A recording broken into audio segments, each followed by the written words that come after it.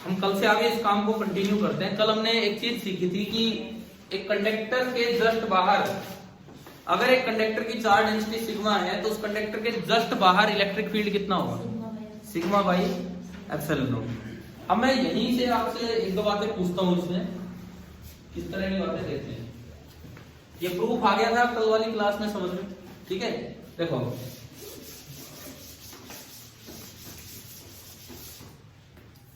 Suppose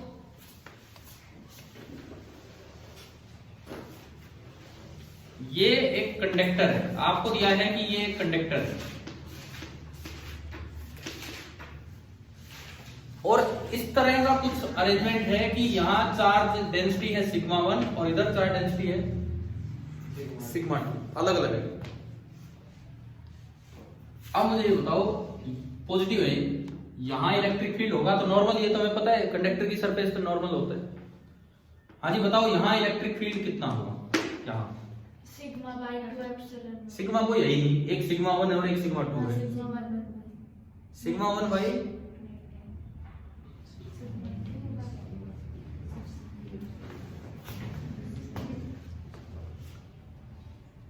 Aditya भाई बोलो, इसका जवाब दो। Sigma 1 upon epsilon. इन्होंने एक आंसर दिया है सिग्मा 1 अपॉन एप्सिलॉन। अब मुझे ये बताओ आदित्य, ये इस सिग्मा 1 की वजह से फील्ड है या सिग्मा 1 प्लस सिग्मा 2 दोनों की वजह से फील्ड? ये उल्टे आंसर बता रहे हैं, आप अलग बता रहे हैं।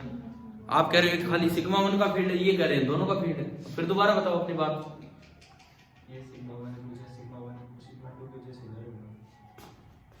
सिग्मा 2 की वजह से इधर होगा? मैं क्यों जाऊं भाई उधर? मैंने पूरे संसार का वो ले रखा है। मैं यहाँ पूछ रहा हूँ, आप मुझे वहां क्यों भेज रहे हो? मैं तो यहाँ का पूछ रहा हूँ। अरे ये खाली सिग्मा 1 का फील्ड है या सबके कारण नहीं?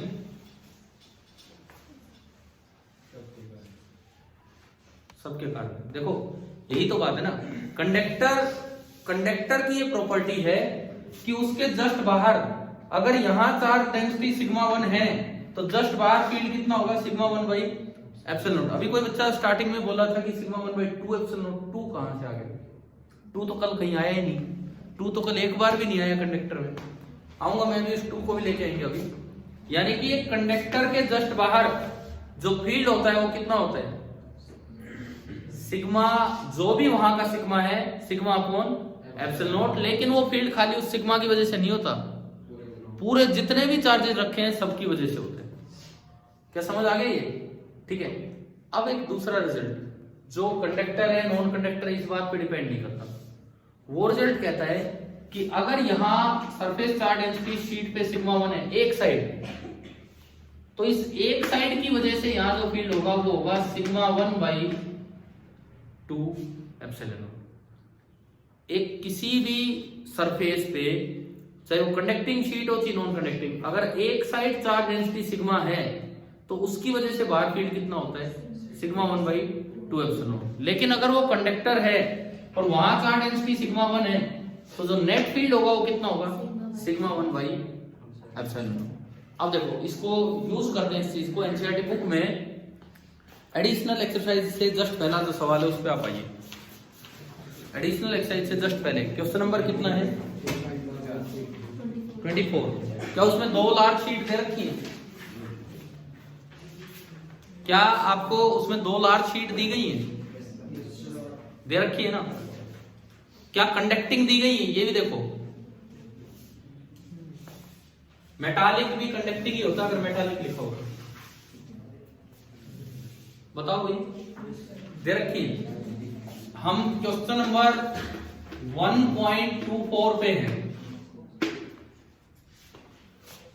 क्वेश्चन नंबर 1.24 पे हैं, ठीक है। अब सुनिए, इसमें 2 शीट दी गई है। एक ये मेटल की शीट है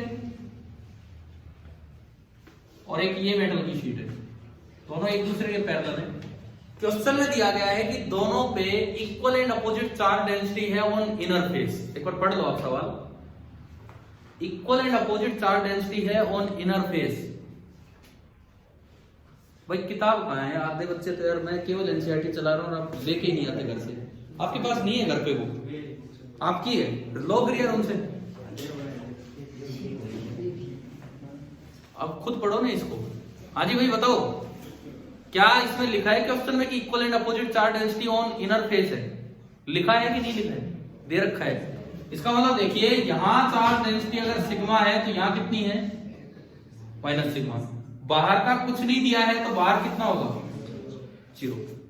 ये है, लेकिन साथ ही साथ ये मेटल भी है।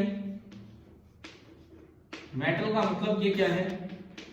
कंडक्टर। ये भी एक कंडक्टर है। अब इसमें 3 पार्ट है सवाल में, 3 पार्ट। कहां कहां फील्ड पूछा है? फर्स्ट पार्ट में कहां पूछा है? पढ़ के देखो उसमें बुक में। Outer region of first plate, ये आपका फर्स्ट पार्ट है। सेकंड पार्ट में कहां पूछा है? Outer region of second plate, ये। और थर्ड पार्ट में ये।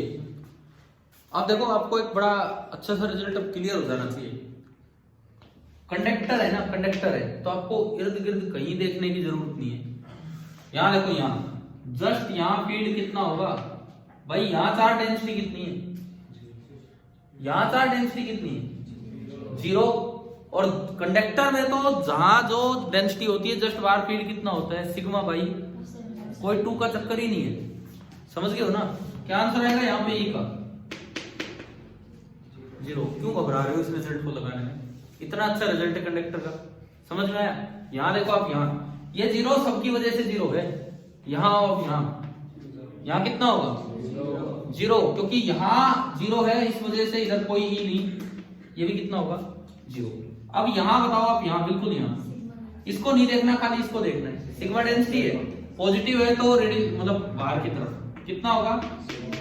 Sigma by epsilon. अब जस्ट यहां देखो, माइनस सिग्मा, और किसी को नहीं देखना, बस ये माइनस सिग्मा है तो अंदर की तरफ होगा। और कितना होगा?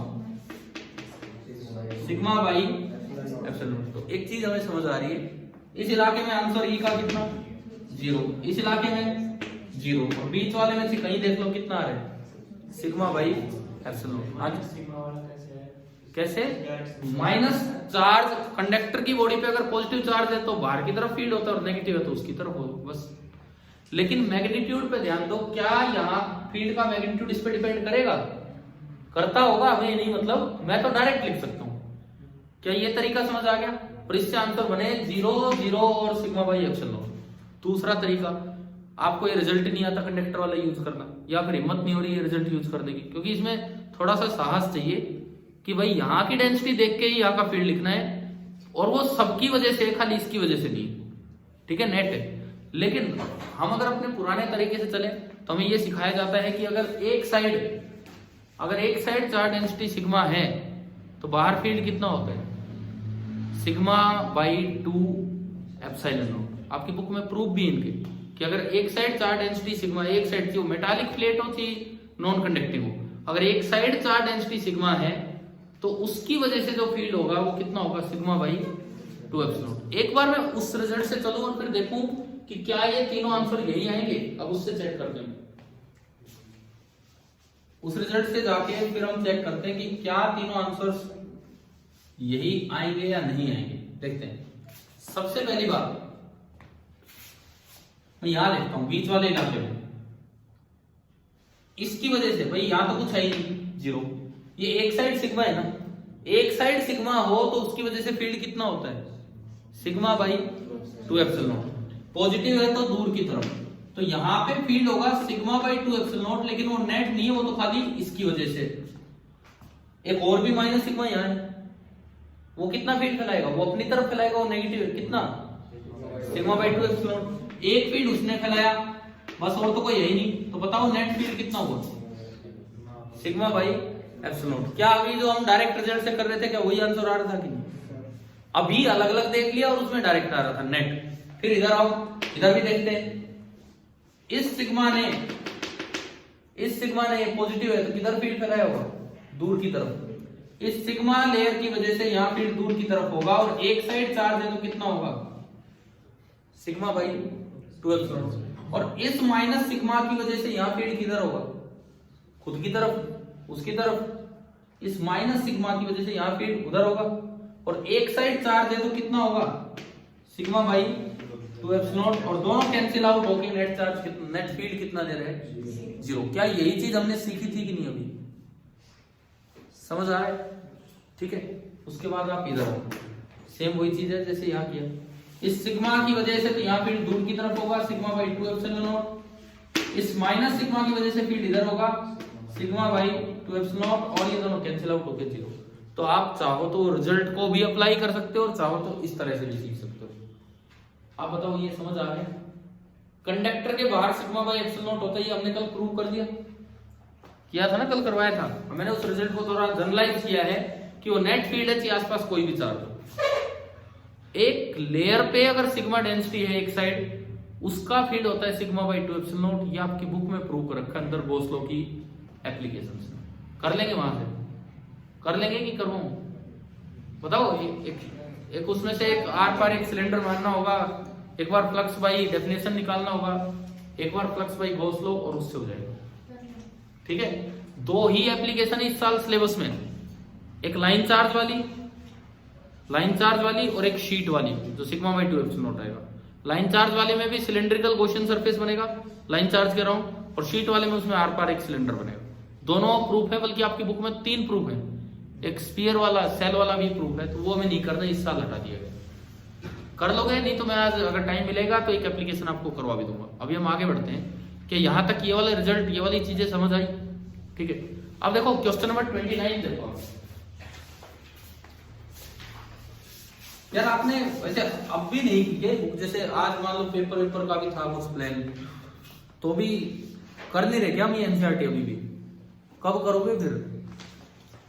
देखिए question number 29, conductor with a cut, यही है ना? देखो ये है क्वेश्चन नंबर 29। ये कहता है कि एक कंडक्टर है और उसमें कोई कट है, एक होल है, तो at the location of hole आपको प्रूव करना है कि ई होगा sigma by 2 epsilon not into n cap. Question तो वहां से पढ़ लोगे, मैं तरीका बताता हूं कि कैसे करना है। तरीका देखिए कैसे करना है, सुनिए। ये एक कंप्लीट कंडक्टर है,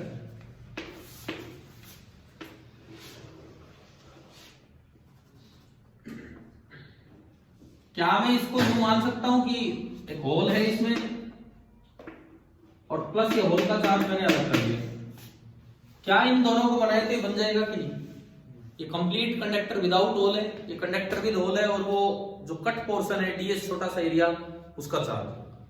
मान लो यहां डेंसिटी है सिग्मा, सपोज होल के आसपास डेंसिटी सिग्मा है और आपने डीएस एरिया कट किया, तो इस पार्ट पे जो डी क्यू होगा, d q that will be equal to sigma into ds charge पर यूनिट एरिया। मुझे ये निकालना है कि E at the location of hole क्या होगा, बस E at the location of hole. अगर पॉजिटिव चार्ज है तो मैंने उसके अकॉर्डिंग डायरेक्शन दे दी। ये हमसे पूछे। तो पहले आप इधर आओ, कंडक्टर वाली बात क्या हो? हमने अभी या कल प्रूव किया कि कंडक्टर के जस्ट बाहर नेट फील्ड कितना होता है? Sigma by epsilon not. E यहां जो होगा outside that is sigma by epsilon not, और कंडक्टर की बॉडी के अंदर फील्ड कितना होता है? 0। कंडक्टर की बॉडी के अंदर फील्ड 0 होता है, तो E इन जो होगा 0 होगा। ठीक, इन दोनों का ही फील्ड ऐड होके बनेगा बाई सुपरपोजिशन प्रिंसिपल, भाई ये और ये। ठीक है। अब इनका अलग अलग फील्ड निकालते हैं। सबसे पहली बात, ये तो पॉइंट चार्ज है, एक पॉइंट है बाहर जिसको मैंने ए बोल दिया, और एक पॉइंट है अंदर जिसको मैंने क्या बोल दिया? बी। एक को मैंने ए बोला है और एक को मैंने बोला है बी। क्लियर है? ए और बी, बस ये 2 पार्ट है। अच्छा, अब इसमें देखो,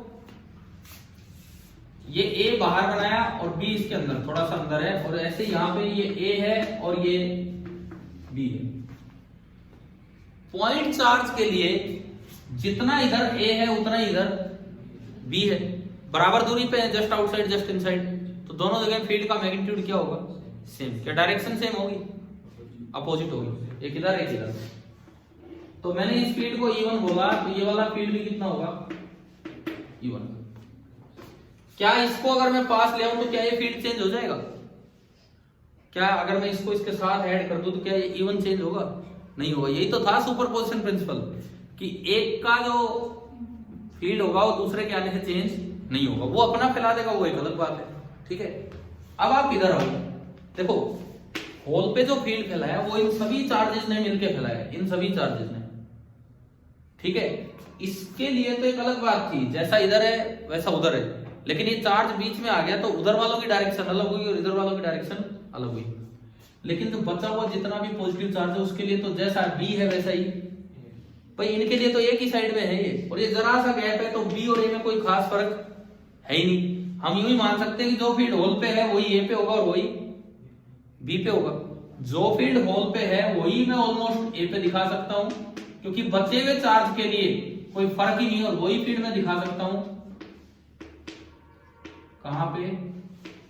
बी पे। वही फील्ड ए पे है और वही फील्ड आपका बी पे है।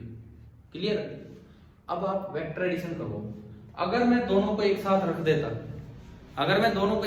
देता, तो बाहर कौन कौन से फील्ड आ जाते? एक तो ई होल और एक ई वन, और नेट फील्ड बाहर कितना होना है? Sigma by epsilon not. तो अगर आप बाहर देखते हो तो आपकी इक्वेशन बनती है E whole plus E one that is sigma by epsilon naught. अब अगर मैं अंदर देखूं, अंदर क्या बनेगा? अंदर दो फील्ड है, ई होल तो ऊपर है और ई वन नीचे, तो दोनों सब्ट्रैक्ट होंगे, लेकिन अंदर नेट फील्ड कितना है? 0। इसका मतलब E hole minus E not या minus E one that should be equal to, मुझे तो ई होल चाहिए, ई वन नहीं चाहिए। दोनों इक्वेशंस को ऐड किया, ई वन से E one cancel, 2 times E hole that is equal to sigma upon epsilon not. तो अगर मैं यहां से ई होल निकालूं, ई होल, तो वो कितना आ गया? कितना आ गया? Sigma by 2 epsilon.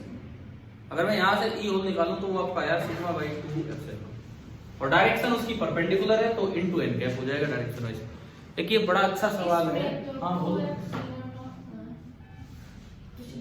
अच्छा सुनो, एक अच्छा सवाल है, बिल्कुल बोर्ड एग्जाम में आ सकता है, बोर्ड एग्जाम क्या कहीं भी आ सकता है, इतना अच्छा सवाल है। लेकिन अगर बोर्ड में आ गया, ऑब्जेक्टिव में कहीं आया, एमसीक्यू में, तो बच्चे रिजल्ट याद कर जाते हैं होल पे इतना होता है फील्ड, लेकिन बोर्ड में आएगा तो आपको करके दिखाना पड़ेगा क्या ये समझ आ गया है कि नहीं। ठीक है, तो आप यार आज पेपर का बोल भी रखा था, मुझे लगता है अभी आप तो एनसीईआरटी बुक कर ही नहीं रहे हैं। मतलब देखो कैसे लाइन से करवाने पड़ रहे हैं। ये देखो भाई 29वां सवाल हो गया, एक दिन वो करवाया था हमने पीछे जो है वो पैराबोला वाला, वो भी करवा दिया। ये क्वार्क वाले आपने कर लिए होगा अपने आप, अप क्वार्क डाउन क्वार्क 31 है, कौन सा है? ठीक है, और कौन से बचे उधर दूसरे पेज पे? अर्नशो थ्योरम वो करवा दिया, आर्बिट्रेरी करवा दिया, ए पार्ट उसका, ए पार्ट। तो फिर 33वां नहीं कह रहा मैं, जो उस पेज पे सबसे ऊपर ए पार्ट है, कर दोगे आप? मैं पेपर में डाल दूं, प्रूव कर दोगे? पेपर तो खैर बन चुका है, जो भी है आप प्रूव कर दोगे उसे? ये क्लियर हुआ? ये हम धीरे धीरे कुछ एनसीईआरटी की चीजें ही कवर करेंगे। आप पहले अब कैविटी वाले क्वेश्चन पे आओ, पीछे ही है वो, पिछले पेज पे, पिछले पेज पे है कैविटी वाला सवाल। कौन सा ये दिख रही कैविटी? इसमें कैविटी नहीं दिख रही। क्वेश्चन नंबर 28 देखते हैं। ये सबसे पहले इस सवाल पे आते हैं 28 पे।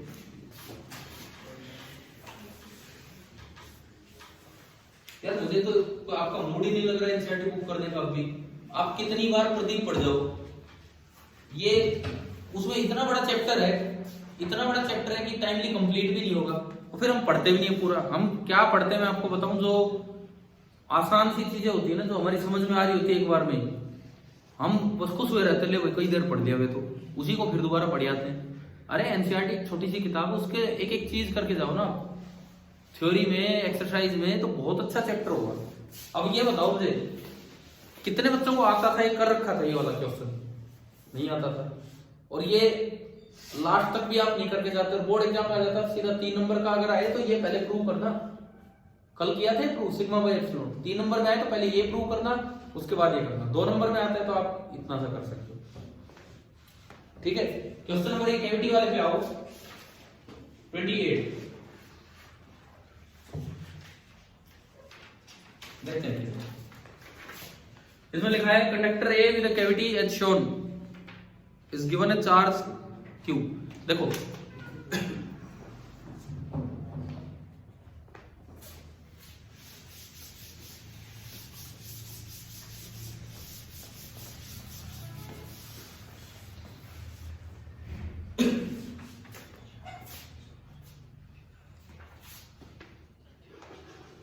ये कोई एक कंडक्टर है और ये इसके अंदर खाली जगह है, ये कंडक्टर की बॉडी है।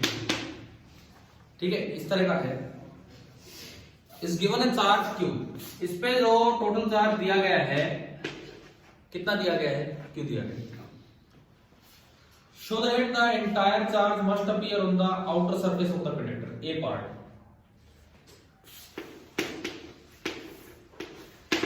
एक कंडक्टर पे आप कुछ भी चार्ज दोगे, सारा चार्ज केवल आउटर सरफेस पे आएगा। कैसे प्रूव करेंगे? तो किसी को प्रॉब्लम भी नहीं है ना, कोई पूछ रहा है कि ये करना है।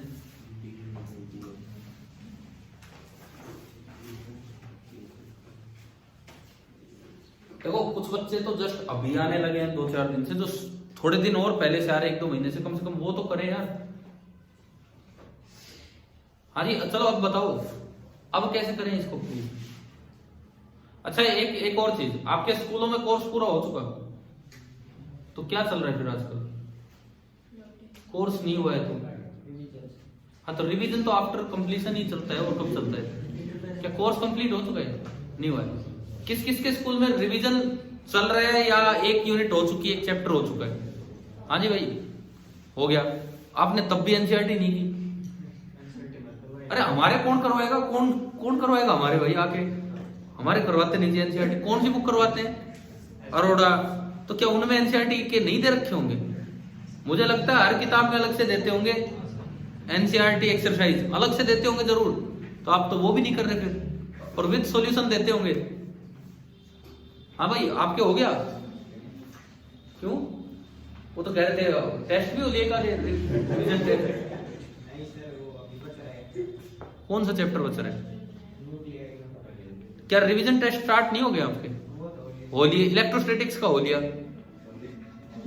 कोई बात नहीं। देखो सबका एक जैसा हाल हो रहा है, लेकिन मैं फिर भी आपसे कह रहा हूं, अब क्यों नहीं ढंग से बोर्ड की भी तैयारी कर रहे हैं। एक और रख दो भाई और किताबों को। अगर आपसे पूरा चैप्टर नहीं पढ़ा जाता है तो आप एस एल अरोड़ा या प्रदीप या दिनेश या जो भी पब्लिकेशन लेके बैठे हो, आप क्या उसको पढ़ पा रहे हो पूरा? बिल्कुल नहीं पढ़ पा रहे। तो एक पतली सी किताब, उसको क्यों नहीं पूरा करते हो ढंग से? देखते हैं। आज इस फर्स्ट चैप्टर का हम ये लास्ट डे है। कल तो टेस्ट है, परसों से हम अपना सेकंड चैप्टर स्टार्ट करेंगे। ठीक है, ये देखो, अब ये पार्ट देखो। आपको ये क्वेश्चन प्रूव करना है कि सारा का सारा चार्ज आउटर सरफेस पे आएगा और ये कंडक्टर है। कंडक्टर पे कोई ना कोई सवाल आ जाएगा। कंडक्टर एक बड़ा इंपॉर्टेंट टॉपिक है इस चैप्टर का। फाइनल एग्जाम की मैं बात कर रहा हूँ, कल तो आएगा ही आएगा फाइनल एग्जाम में। तो देखो इसका तरीका सुनो। आपको एक गॉसियन सरफेस माननी होगी। एक गॉसियन सरफेस कहां मानो?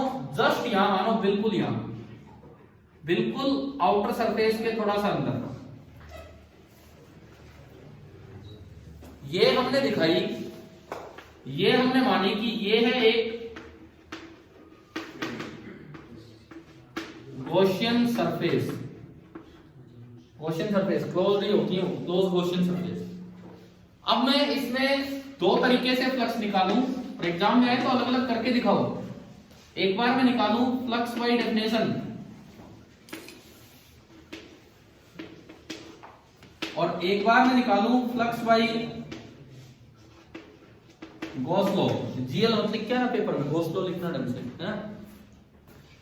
बाय डेफिनेशन जो फ्लक्स होता है उसका फॉर्मूला होता है इंटीग्रल ई डॉट डीएस, और क्लोज सरफेस है ये तो सर्कल लगा दिया और नीचे S for integral, surface integral. बड़ा आसान है निकालना। आप जानते हैं आप सभी की कंडक्टर की बॉडी में इलेक्ट्रिक फील्ड कितना होता है? पता है नहीं रिजल्ट तो सभी को? ई इनसाइड ये हमेशा कितना होता है? 0। कंडक्टर है इसलिए, तो E 0 होगा तो फ्लक्स भी कितना हो गया? 0। ठीक है भाई, गॉस लॉ, फ्लक्स होगा Q इन अपॉन एप्सिलॉन। आपने दोनों को इक्वेट कर लिया इक्वेशन 1 2 बना के। अगर आप इन्हें इक्वेट करेंगे तो Q इन कितना आ गया? Q इन कितना आ गया? 0 आ गया। इसका मतलब इस सरफेस के अंदर भी कोई चार्ज नहीं है, तो सारा चार्ज कहां है? इससे बाहर है। इसके अंदर अंदर जो था वो मैंने बोल दिया Q इन, और ये बोल दिया Q आउट जो इससे बाहर है। तो Q in plus Q out ये पूरा कैपिटल Q है, और Q इन क्योंकि सरफेस बिल्कुल यहां मानिए तो अंदर कुछ है ही नहीं, तो सारा चार्ज कहां गया? आउटर सरफेस पे। तो ये 0 इसमें आपने यूज किया, तो जो Q आउटर सरफेस पे है वो हो गया कैपिटल Q।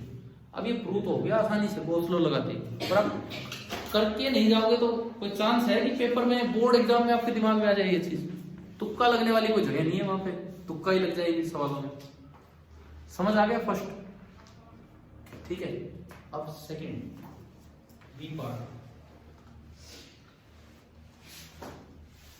बी में क्या लिखता है? कल से भाई यार अपनी किताब एक एक बच्चा लेके आओ ना, आपको लिखना उसमें जो लिखना है। मैं आज स्कूल में देख रहा था बच्चों ने एनसीईआरटी बुक, ये मैं जो बोर्ड पे करवा रहा हूँ, किसी कॉपी में लिखने के बजाय इतना मार्जिन है इनमें, शायद एक्सरसाइज में भी बच्चे वहीं पे मेंशन करते जा रहे थे कि भाई इन शॉर्ट की कैसे क्या करना है, ताकि रिवीजन करें तो वो दिखे। कॉपी वाला तो पता भी नहीं लगता है कहानी। सेकंड देखते हैं हम। ये लिखता है कि another conductor be with a charge Q is inserted in the cavity. देखिए अब क्या हो रहा है, दूसरा देखते हैं हम। आपका हो लिया कोर्स कंप्लीट, तो रिवीजन चल रहा होगा। क्या इलेक्ट्रोस्टैटिक्स का रिवीजन हो चुका है?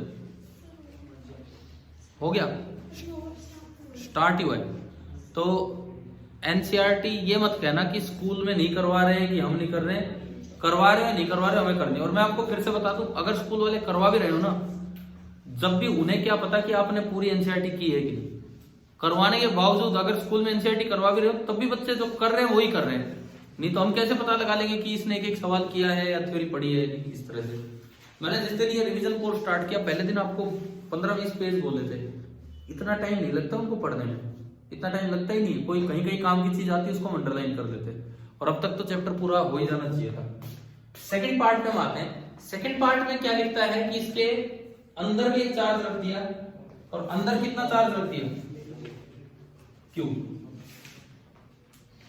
ठीक है, अब ये प्रूव करवा रहा है कि बाहर जो चार्ज आएगा वो Q प्लस Q होगा। अब देखो ये कैसे होगा, सुनिए।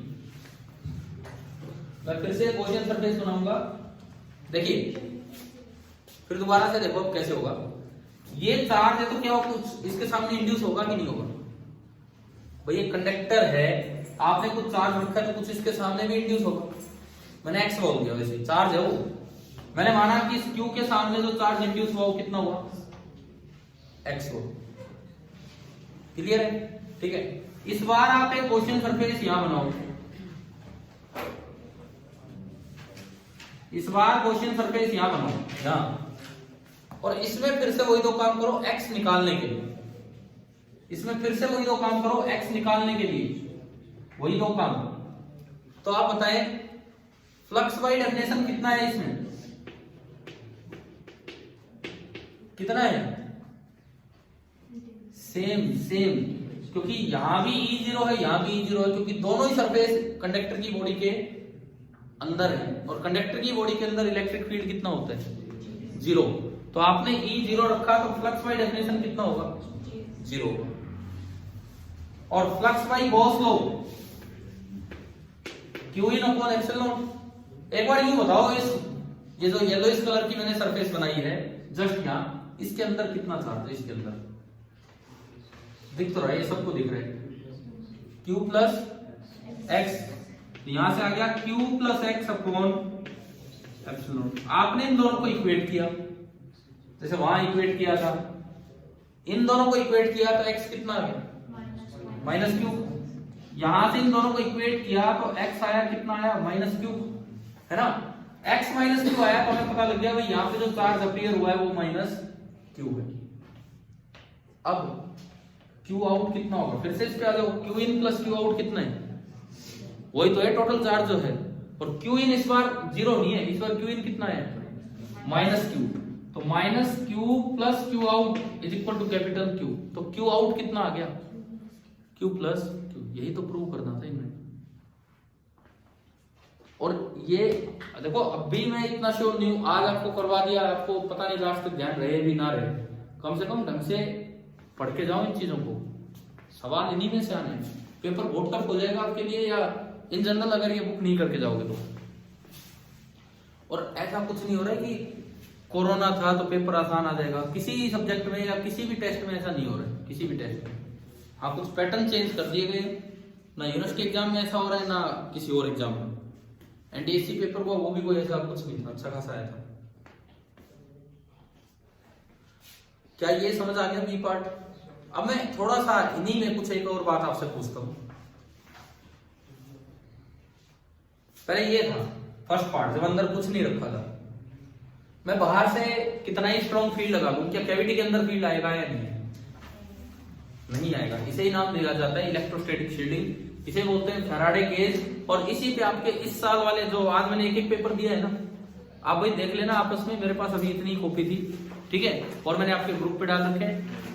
इसमें शायद जो केस स्टडी वाला क्वेश्चन है फैराडे केज पे है ना, यानी कि इस कॉन्सेप्ट पे कि कंडक्टर में कैविटी है तो उसके अंदर बाहर का इलेक्ट्रिक फील्ड कभी भी नहीं आएगा। आपकी जो गाड़ी होती है ना, गाड़ी मेटालिक होती है, वो ऑलमोस्ट मेटालिक, कुछ शीशे वगैरह लगे होंगे लेकिन ऑलमोस्ट मेटालिक, तो वो एक कंडक्टिंग ही होती है। तो अगर बाहर लाइटनिंग हो रही है ना तो ज्यादा सेफ क्या होता है, गाड़ी में ही रहना। ये सुना होगा या पढ़ा होगा कहीं, इसका फायदा ये होता है कि अगर लाइटनिंग हुई भी, बाहर से इलेक्ट्रिक फील्ड भी आया तो कंडक्टर के अंदर इलेक्ट्रिक फील्ड जीरो होगा, नहीं आ पाएगा। इसे ही बोलते हैं इलेक्ट्रोस्टैटिक शील्डिंग। और ये एक तरीका होता है लैब में सेंसिटिव इंस्ट्रूमेंट्स को प्रोटेक्ट करने का, अगर उस लैब में एक्सपेरिमेंट होते हैं, अगर उस लैब में इलेक्ट्रिक फील्ड जनरेट होता है तो। और इसीलिए उसको नाम दिया गया फैराडे केज, क्योंकि फैराडे ने ये चीज अपने ऊपर एक्सपेरिमेंट करके प्रूव करके दिखाई थी। सी पार्ट पढ़ के देखो, या पता नहीं क्या लिखा है वो पढ़ के देखो। C part, a sensitive instrument is to be shielded from the strong electrostatic field in its environment, suggest a possible way, Faraday cage. आ गया समझ? यही पॉसिबल तरीका है कि एक ऐसा कंडक्टर ले लो जिसके अंदर कैविटी और वो खुलता हो, केज की तरह हो, उसमें वो इंस्ट्रूमेंट रख दो, अपने आप वो प्रोटेक्ट हो गया बाहर हो। क्लियर हो गया? एक और मैं सवाल इसमें पूछता हूं, आपने बाहर से फील्ड लगाया, जब तक अंदर चार्ज नहीं, अंदर कोई फील्ड नहीं आएगा, ठीक है, अंदर नेट फील्ड जीरो होगा, यानी कि अगर अंदर कोई न्यूट्रल चीज रखी है तो उस पर कोई फोर्स नहीं लगेगा। लेकिन अगर मैंने अंदर चार्ज बॉडी रख दी तो क्या अब अंदर नेट फील्ड होगा या नहीं होगा? कैविटी के अंदर मैं एक चार्ज बॉडी रख दूं तो क्या अब अंदर नेट फील्ड होगा या नहीं होगा? होगा, बिल्कुल होगा। एक पॉजिटिव चार्ज है उसके सामने कैसा अपीयर हो रहा है, नेगेटिव, तो अंदर फील्ड लाइन बन जाएंगी पॉजिटिव से नेगेटिव की तरफ, फील्ड लाइन बन जाएंगी पॉजिटिव से नेगेटिव की तरफ। क्या इतना समझ आ गया? ठीक है। उसके बाद सुनो एक और सवाल, क्या ये फील्ड इस क्यू पे फोर्स लगा पाएगा कि नहीं? क्या यहां जो फील्ड है वो खाली इसी क्यू का है और किसी का है? सबका। कौन? बाहर वालों का नहीं आता अंदर, मतलब ये जो इनका भी है। अगर ये फील्ड खाली इसी क्यू का होता तो उस पर फोर्स नहीं लग पाता, क्योंकि एक सोर्स अपने ऊपर टेस्ट बन के फोर्स कभी नहीं लगाता। परंतु यहां ये फील्ड इनका भी है जो अपीयर हुए, तो इस वजह से इस पे क्या लगेगा? फोर्स लग जाएगा। हाँ, अगर ये सरफेस स्फेरिकल होती, अगर अंदर वाली कैविटी की सरफेस स्फेरिकल होती तो सेल थ्योरम कभी पढ़ा हो, यूनिफॉर्म स्फीयर की वजह से, होलो स्फीयर की वजह से अंदर नेट फील्ड कितना होता है? जीरो। तो वो एक अलग केस है, लेकिन हमने तो एक आर्बिट्रेरी शेप की सरफेस ली। तो देखो खाली कंडक्टर में क्या कुछ हो सकता है, क्या समझ आ रहा है? ये आपका कौन सा सवाल हुआ? Question number 28। अब आपका वो जो फैराडे केज वाला सवाल हो इसी पे, सी पार्ट पे, इसी सी पार्ट पे हो, ठीक है।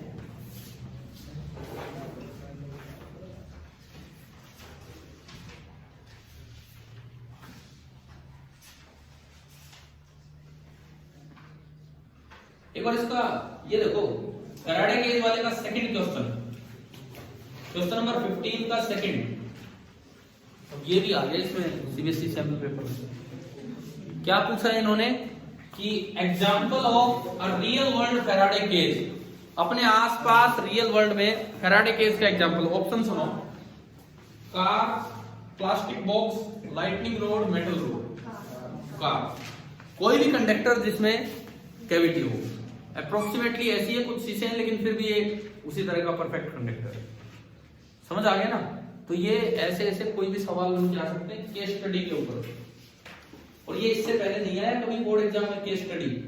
ये पैटर्न पहली बार आ रहा है इस बार ही। बीच में क्या हुआ था, 2-4 साल वैल्यू बेस्ड क्वेश्चन आने लगे थे, सुने हो? वैल्यू बेस्ड क्वेश्चन किस तरह के, लेकिन अब वो हटा दिए हैं।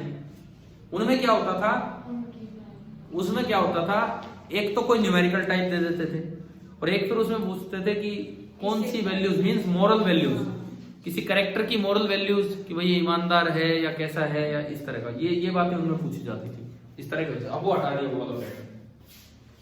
अच्छा, इसके बाद वो पेज कहां गया जिसपे क्वेश्चन नंबर हो गया 28, हो गया 29, हो गया 27 मैंने कल करवाया था आपको, करवाए थे ना? यानी कि 27 से आगे आगे आपको सारे सवाल आ गए ना लगभग, ठीक है? 26 पे अब आओ। 26 जो बुक नहीं लाए कोई बात नहीं, थोड़ी देर वैसे टाइम पास कर लो। देखो, which on the following curve, electric field line का जिक्र हमने इस पूरे रिवीजन टाइम में नहीं किया अभी तक, तो ये एक अच्छा सवाल है फील्ड लाइंस पे, कि इनमें से कौन सा ग्राफ हो सकता है, कौन सा नहीं हो सकता है। फील्ड लाइंस का ग्राफ नहीं, डायग्राम। ए में बताओ अगर कोई गलती है तो क्या है? कंडक्टर की सरफेस पे हमेशा फील्ड लाइंस कैसी होती हैं? परपेंडिकुलर होती हैं, लेकिन इसमें फील्ड लाइन परपेंडिकुलर नहीं, टेढ़ी बेढ़ी दिखा रखी। बी में कोई मिस्टेक है तो बताओ क्या? नेगेटिव के पास, नेगेटिव से भी वो ओरिजिनेट हो रही है फील्ड लाइन, जबकि नेगेटिव से फील्ड लाइन कभी भी ओरिजिनेट नहीं होती, केवल खत्म होती है। सी में कोई गलती है तो बताओ। नहीं है, दो पॉजिटिव का ऐसा ही होता है, बिल्कुल ऐसी होती है। अब डी पे मैं आता हूँ। डी में तो एक बड़ी मिस्टेक है, क्या? इंटरसेक्ट कर रही है, ये भी एक गलती है पहले ही। कभी भी इलेक्ट्रोस्टैटिक फील्ड लाइन इंटरसेक्ट नहीं करती। और ई में कोई मिस्टेक है, ई में एक बड़ी मिस्टेक है। जो बड़ी वाली मिस्टेक है वो बताता हूँ, तो देखते हैं आपके समझ में आनी चाहिए। क्लोज लूप दिख रहे हैं? इलेक्ट्रोस्टैटिक फील्ड लाइन कभी भी क्लोज लूप नहीं होते हैं। हाँ, इंड्यूस्ड इलेक्ट्रिक फील्ड जो होता है ईएमआई का, इंड्यूस्ड इलेक्ट्रिक फील्ड जो होता है ईएमआई का, वो क्लोज लूप होता है। इलेक्ट्रोस्टैटिक फील्ड लाइन कभी भी क्लोज लूप नहीं होते। समझ में आया? क्यों नहीं होते? क्यों पता नहीं हो क्यों नहीं होते? क्या बताओ तो क्या कारण है क्यों नहीं होते? अपनी बुक में अंदर जहां इलेक्ट्रिक फील्ड लाइन वाला टॉपिक, उसमें 4 पॉइंट दिए हैं, तो चौथा पॉइंट पढ़ो। बुक में जहां इलेक्ट्रिक फील्ड वाला टॉपिक है, फील्ड लाइंस वाला, आखिर में उसमें 4 पॉइंट दिए हैं, तो चौथा पॉइंट आप पढ़िए। ये क्लोज लूप नहीं होते हैं, क्योंकि इलेक्ट्रिक फील्ड कैसा होता है? कंजर्वेटिव। अब बोला होगा कि ये कंजर्वेटिव नेचर, क्या कहीं लिखा है कि अगले चैप्टर में इसका डिस्कशन लेंगे?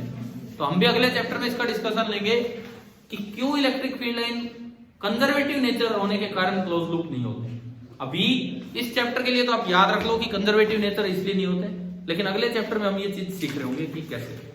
ये आपका हो गया क्वेश्चन नंबर 26। अब हम आते हैं क्वेश्चन नंबर 25 पे। 25 ऑयल ड्रॉप एक्सपेरिमेंट पे एक सवाल है। ऑयल ड्रॉप एक्सपेरिमेंट पे,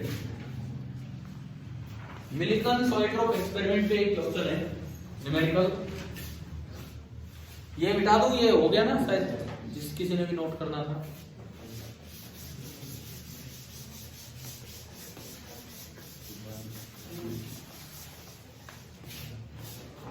ये ना बाद में, जैसे अब हुई आपकी 1-2 महीने में 12th, आप निकल जाओगे आगे 2-3 महीने बाद, आपकी बस वो मार्कशीट दिखेगी कभी भी।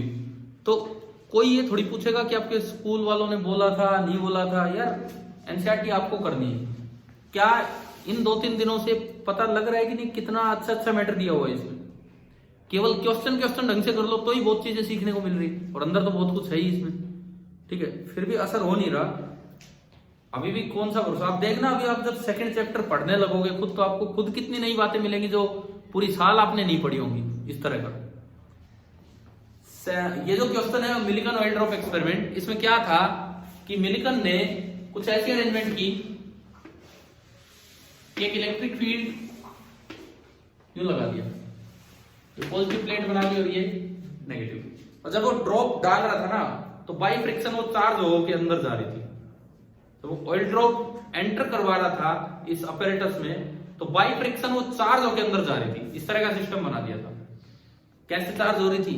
या तो कहीं से उसको इलेक्ट्रॉन मिल रहे होंगे ऑयल को, या फिर इलेक्ट्रॉन उसने निकाल दिए होंगे। तो उस पर जो भी चार्ज आया, ये ऑयल ड्रॉप जब यहाँ आती है तो इस पर कुछ चार्ज है, और वो चार्ज होगा Ne। अगर N इलेक्ट्रॉन्स उससे निकले हैं या उसमें आए हैं, तो मान लो उसमें इलेक्ट्रॉन आए हैं तो उस पर चार्ज कितना होगा? Q = -Ne। अब क्या होगा, थोड़ी देर में उसने देखा माइक्रोस्कोप से, तो कुछ बूंदे कांस्टेंट वेलोसिटी से, टर्मिनल स्पीड से नीचे आ रही थी। अगर कांस्टेंट स्पीड से नीचे आएंगी तो उन पे नेट फोर्स कितना है? 0, क्योंकि एक्सेलरेशन कितना उनका? 0। तो इन पे क्या फोर्स लग रहा था? अगर इसका मास m है तो नीचे तो क्या लगा? mg, और ऊपर q का तो मोड़ लेना होगा, और इनटू e। ठीक है, यहां से मिलिकन ने निकाला कि mod q into e equal to mg, इसको मैं ne लिख सकता हूं, ne इंटू ई बराबर mg, और इस एक्सपेरिमेंट से मिलिकन ने E/m वगैरह और वैल्यू बता दी थी। समझ गए हो गया? E/m यहां से आ गया इस तरीके से। अब मैं इस सवाल पे आऊं, इसमें कुछ अलग है। इन्होंने पहले से ही बता दिया कि इस पे चार्ज कितना है। क्वेश्चन पढ़ के बताओ, इस ऑयल के पास, ड्रॉप के पास कुछ एक्सेस इलेक्ट्रॉन्स है या कुछ कमी है? कितने एक्सेस हैं? 12, तो n हो गया 12। इस सवाल में n हो गया 12, n12, E मुझे पता है, इलेक्ट्रिक फील्ड भी सवाल में दिया है, G मुझे पता है। तो क्या ड्रॉप का मास आ गया? ड्रॉप का मास आ गया। क्या ड्रॉप की ऑयल की डेंसिटी दे रखी है सवाल में? दे रखी है। डेंसिटी होती है मास अपॉन वॉल्यूम, तो ऑयल का वॉल्यूम आ गया डेंसिटी से। अब पूछा क्या, वो बताओ। तो उसको स्फेरिकल मानते हुए हम चलते हैं, तो वॉल्यूम कितना हो गया? 4/3 πr3, और वहां से क्या आ गया? रेडियस। ये भी एक हिस्टोरिकल क्वेश्चन है, बिकॉज मिलिकन का ऑयल ड्रॉप एक्सपेरिमेंट शायद लगभग, पता नहीं, बच्चों को नाम तो पता ही होता है कि एक्सपेरिमेंट पता हो नहीं पता होता है मिलिकन ऑयल ड्रॉप एक्सपेरिमेंट। हाँ, तो ये काफी हिस्टोरिक एक्सपेरिमेंट है। तो इस तरह समझ आ गया पूरा? ठीक है, ये मैंने आपको एडिशनल एक्सरसाइजेज वाले सारे सवाल करवा दिए हैं। बीच में आप क्वेश्चन नंबर 18 देखो, ऐसे भी आपको करने आने चाहिए, सिमेट्री बेस्ड। क्वेश्चन नंबर 18 बता दिए थे। ठीक है, तो भाई अब मैं मान के चलो यार कल कुछ तैयारी करके आएंगे। ठीक है, अब मैं आपको कल के पेपर के बारे में थोड़ी सी गाइडलाइंस दे देता हूं कि आपको यहाँ क्या क्या करना है। सुनिए, सेक्शन ए में पहले 10 सवाल पहले पेज पे ही है, और एक एक नंबर के 10 सवाल है। लिख के जाओगे अपने आंसर इनके। तो मैं बहुत लंबा समय आपका यहाँ नहीं दूंगा, कम ही दे रहा हूँ ताकि जितना कर सके। सेक्शन बी में 4 असर्शन रीजन एक एक नंबर के, ये भी होंगे। कोई नेगेटिव मार्किंग नहीं होती इनमें, ये तो बोर्ड लेवल पे हम कर रहे हैं। असर्शन रीजन का मतलब पता होता है कि नहीं हमें? कैसे? इसमें 4 ऑप्शंस होते हैं, वो आप उसमें पढ़ेंगे। असर्शन भी अपने आप में एक स्टेटमेंट है, रीजन अपने आप में एक स्टेटमेंट है। पहले तो ये चेक करना है कि क्या दोनों फॉल्स है, क्या दोनों ट्रू है, एक ट्रू एक फॉल्स। अगर दोनों ट्रू हो तो फिर एक चीज और चेक करनी होती है कि जो नीचे लिखा है क्या वो उसका कारण है जो ऊपर बात बताई गई। ठीक है, जैसे मान लो मैं एक एग्जाम्पल दूं आपको, एक एग्जाम्पल दूं, यूं लिख दें हम, क्या पता हो कल के पेपर में, मैं तो एक एग्जाम्पल दे रहा हूं। यूं लिख दें हम कि assertion electrostatic field lines are never close loop, reason electric field is conservative. दोनों सही भी हैं और ये उसका करेक्ट है। समझ आ गया ना? ये इस तरह से सवाल बनते हैं। तो 4 तो आपके ये हैं। उसके बाद देखो, उसके बाद सुनो, इन चारों के बाद सेक्शन बी, इसमें 2 केस स्टडी मैंने दी है। 2 केस स्टडी मैंने दी है अपने आप से, कोई सिचुएशन बना के कि आपको क्या देखना है क्या नहीं। बड़े ही मतलब अजीब से डायग्राम बनाकर वो स्कैन करके डाल दिया। इतना टाइम नहीं था कि मैं ढूंढूं कहीं किसी किताब में, एक स्कैन सा करके और आपके लिए डाल दिया, सारे डायग्राम समझ आ जाएगा। अब इसमें बोर्ड एग्जाम में तो 5-5 क्वेश्चन आएंगे, 4 करने को मैंने 4 ही दिए, मैं चॉइस नहीं दे रहा हूं यहाँ, है ना? तो दोनों सिचुएशंस में आपको 4-4 क्वेश्चन दिए हैं, वो चारों आपको करने हैं। यहां तक आपका पेपर हो जाता है 14 और 4 18 और 4 22। 22 नंबर का पेपर आपका ये हो गया। ठीक है, अब सुनो, सेक्शन सी जो है 17 से लेके 25 तक, उसमें 2-2 नंबर के क्वेश्चन है। तो अब मुझे आप ये बताओ कि आप 1 घंटे में कितने नंबर का काम कर पाएंगे? 22 तो 24 तो 26 तो 28 और 32। क्या आप 20 क्वेश्चन तक कर दोगे? मैं आपका पेपर मान रहा हूं 30 मार्क्स का यहाँ पे। अरे 1 घंटे में बहुत आराम से होगा भाई। 30 नंबर में से ज्यादातर तो आपका वैसा ही है, छोटा छोटा पार्ट। ठीक है, आपका बाकी पेपर आप ले जाओगे अपने घर के लिए। यहाँ पे जो टेस्ट आपका होगा 30 मार्क्स का होगा। 30 मार्क्स पहले 20 क्वेश्चन में कंप्लीट हो रहे हैं, आप वो यहाँ करेंगे। बाकी पेपर अपने घर पे अपने आप लिखने की कोशिश करना, बुक की मदद से लिखने की कोशिश करना देख के, लेकिन एक बार ट्राई तो करना कि वो लिख के कैसे आएंगे आप पेपर में। ठीक है, तो कल फिर पहले नहीं आना है किसी को भी, क्योंकि मैं 1 ही घंटे के लिए आपका टेस्ट ले रहा हूँ। तो आपका टाइमिंग कल वही रहेगा 6:15 से 7:15 पर। फिर परसों से हम अपना चैप्टर 2 स्टार्ट करें। ठीक है, थैंक यू।